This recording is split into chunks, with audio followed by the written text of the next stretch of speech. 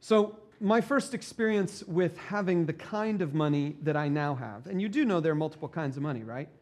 There's the one kind of money that you put in a piggy bank, and there's another kind of money that you put in a bank, and you use, because how many of you recently have taken some green paper and handed it to a banker? Yeah, a couple. How many of you instead took a piece of other colored paper with a signature on the front and numbers and someone's handwritten amount on there, and you took that to the bank? Or how many of you took one of these digitally formed pieces of paper to the bank? You know, that on the top it shows you the money that you have, and then on the bottom it shows you all the money the government took. You know what I'm talking about? How many of you took one of those? Or maybe you never took anything. You never take anything to the bank anymore because it's all just handled for you. Someone just takes care of it. Well, you know there are two kinds of money. There's one kind of money that's the paper or the coinage or the something that you can put in a piggy bank, and there's the other kind of money that's just sort of out there. You know what I mean? It's just numbers on a piece of paper. Someone mails you a piece of paper, emails you a piece of paper, and it has on there a number that tells you how much you supposedly have control over. Well, my first experience with the second kind of money, really, was when I got to college. I was a freshman, and I remember my parents had just left. They had drove me to Chicago from California to drop me off at school. They were there for about a week, and then they left. And after they left, the banks came out.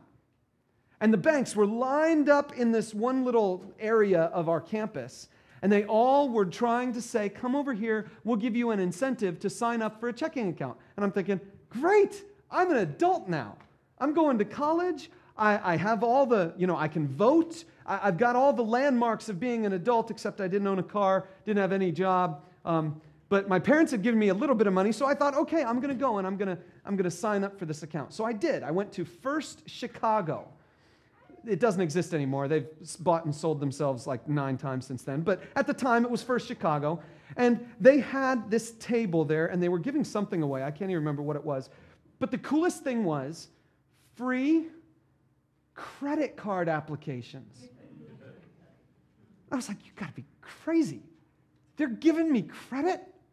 They're giving me? I don't have a job. They're giving me credit? I had grown up in a household where my parents had these things that one was called Master Charge before they changed the name to MasterCard. And then there was this Visa thing, and my parents used them sparingly, and it was like plutonium, When my parents brought one of the credit cards out of their wallet, it was like plutonium. And you were like, whoa, what are you doing, Mom? Because she's doing the plastic thing. It's like, I don't understand. So now they're giving me one. And I thought, this is wonderful. I now have incredible power. Up to like $200 limit or something like that. But I felt like I have incredible power. So I got the checking account, I got the credit card.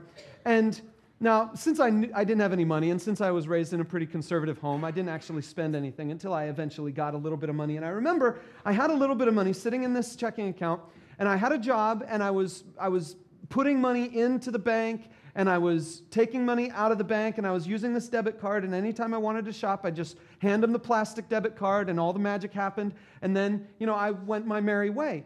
And then I would go to the ATM, and I looked at my balance statement, and the balance said, you've got $30 in your account. So I would go for the rest of the week, and I'd be spending things, and every time I checked the balance at the ATM, it said I had money. And then all of a sudden, I start getting these things in the mail saying I've overdrawn my account. It's like, but wait a minute, I've been writing checks, and every time I go back there, the statement says I have money in it, right? Well, no, those checks hadn't cleared yet. And then when they finally cleared, I'm overdrawn, and they're charging me fees. And I'm calling the manager, and I'm complaining and crying and saying, please don't do this. I'm just a stupid freshman. I don't know what I'm doing. Please give me, and they'd give me forgiveness. And they'd say, okay, we'll write off this one thing. Give us some more money. We'll write off the fees. And I'm like, yes. And they said, but next time we won't. And I was like, oh, well, that's fine. And then the next time, they didn't. And I had to feed it, and it was like, how is this working? Playing the numbers game was very confusing to me. And it's because there's a principle going on in our society that is working against you. Today we're going to talk about that a little bit, but before we get there, I have to take you to a passage of Scripture. It's in 1 Timothy chapter 6, verse 10. Now, if you have one of our Bibles here, there's going to be a couple long sections we're going to read at the end. If you didn't get a Bible, you need to raise your hand and we'll bring one to you, or run back there and grab one, because most of these passages are on your note sheet, but at the end there's going to be two big ones we're going to have to look up. So here it is. 1 Timothy 6:10 says this, "For the love of money is a root of all kinds of evil. Some people eager for money have wandered from the faith and pierced themselves with many griefs." For the love of money is a root of all kinds of evil. The old King James said, "The love of money is the root of evil." You've probably heard that said before. You know, someone said, "Oh, well, the Bible says love of money is the root of all evil." And it was like, now we read it in the NIV and other modern translations, and there are three cop-outs. Did you see them? One is the love of money. Two is a root. Third is all kinds. I'm going to show you what we do with them when we read this passage. Because I read that, and very few of us in this room had a twinge of guilt. Very few of us in this room said, "Oh, that's me. I'm all over that. I'm the lover of money, and I'm bringing all kinds of evil to this world." Very few of us thought that.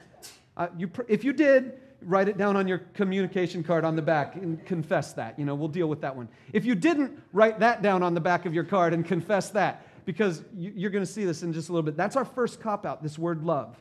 See, we see the phrase, the love of money, and we say, oh, I like money, but I don't like money. I don't love it. It's not like everything to me, you know. I just enjoy it. It feels good. No, I mean, I like doing things with the money, right? I like buying things. I like the power it gives me. I like the sense of influence it gives me. I like the sense of inequality money brings into my life, knowing that I'm better than other people. We don't want to say we love money, but we like what it produces.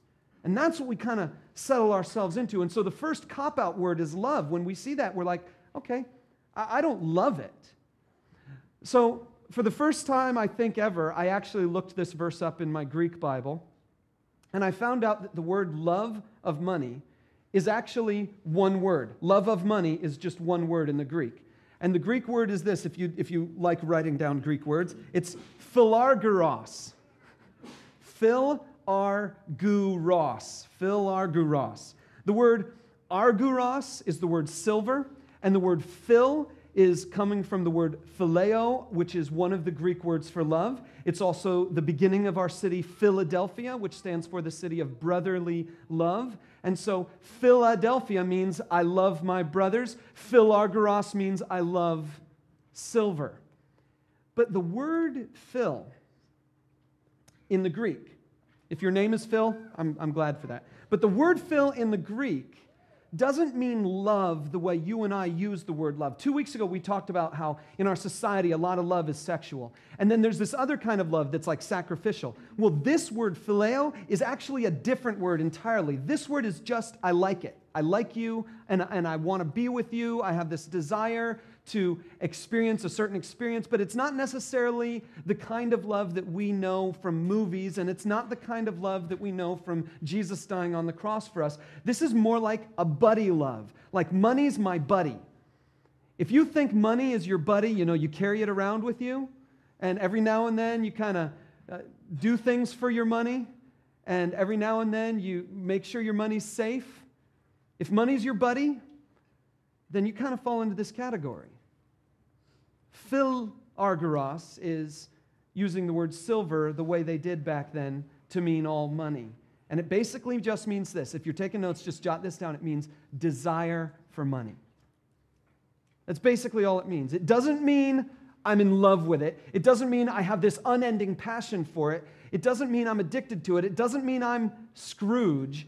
It means I want some. That's it. I desire it. The love of money, that's what... In fact, the word in Greek is used for other kinds of things, and in every kind of circumstance, whether it's the desire to be first, the desire for pleasure, or the desire for good things to happen to you, it's all the same prefix, phileo. Okay, so that's our first cop-out, and I'm telling you it doesn't work. Because all of us in this room probably desire money. I mean, I remember when I was a kid, I told my mom, I just want to be rich when I grow up so that I can help the poor. And I thought, I want to be rich so that I can send brand new clothing to missionaries. Our church had this little box where people brought used toys and used clothing to the missionaries. And I thought that was so just annoying and terrible. Like if I were serving God somewhere in a foreign land and someone brought me a box of half-used, broken-ish, worn-out toys and clothes, I would have been like, really? That's all they think of what we're doing?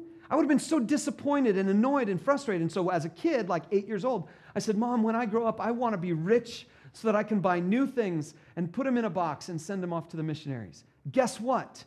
I make about 1,000 times more than I did when I was 8. And I still have never mailed a box filled with brand new clothes and toys. You know why?